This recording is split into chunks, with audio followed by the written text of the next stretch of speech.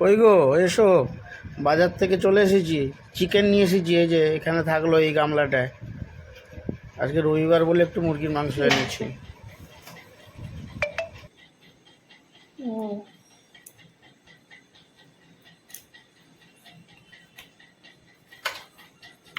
শুধুই কি breast size এনেছো? বুকের মাংস? ব্রেস্ট, একটু লেগ লেগ পিস তো সবই আনতে আছে। পারতে। ব্রেস্ট, লেগ সবই আছে। বাচ্চারা খেতে চায় না, এই ছিবড়া হয় মাংস, বাচ্চা খেতে চায় না। ঠিক আছে বন্ধুরা, চিকেন ধুয়ে পরিষ্কার করে নিয়ে চলে এসেছি। কলমি শাকও কেটে পরিষ্কার করে নিয়েছি। কলমি শাকের ভাজা আর চিকেন হবে রান্না আজকে, তোমরা দেখতে থাকো। এবার পেঁয়াজ, আদা, রসুন মাংসের জন্য সব কাটা হয়ে গেছে। আলুটাও কেটে গুছিয়ে নিয়েছি। একটু আলু বেশি পরিমাণে দিয়েছি, কারণ বাচ্চারাও আলু খেতে ভালোবাসে।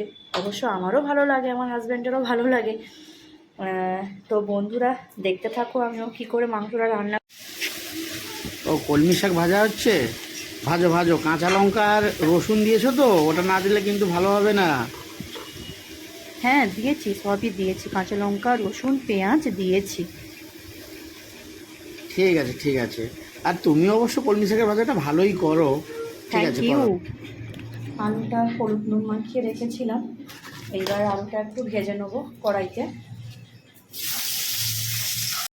আলুগুলো এবার ভাজা হয়ে গেছে, এবার তুলে নেবো। এই যে মাংসটা কষাতে বসিয়ে দিয়েছি, একটু কষা হয়ে যাক। কষা হলে ও সবাইকে খেতে দেবো। বন্ধুরা রান্না হয়ে গেছে, করে নিয়ে চলে এসেছি মাংস, আর সবার খাবার বেড়েও ফেলেছি।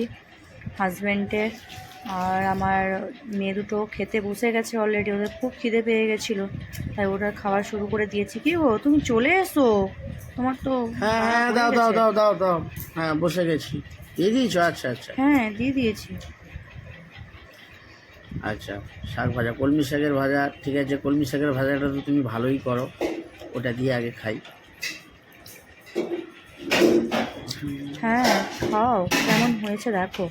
আর যে হ্যাঁ, খুব চিকেনের, ভালো হয়েছে, খুব ভালো হয়েছে। কলমি শাকের ভাজা খুব ভালো হয়েছে। চিকেনটা এবারে ট্রাই করি। লেগ পিস দেখি, কলমি শাকের ভাজাটা দিয়ে খেলাম, এবারে চিকেনের লেগ পিসটা দিয়ে খাবো।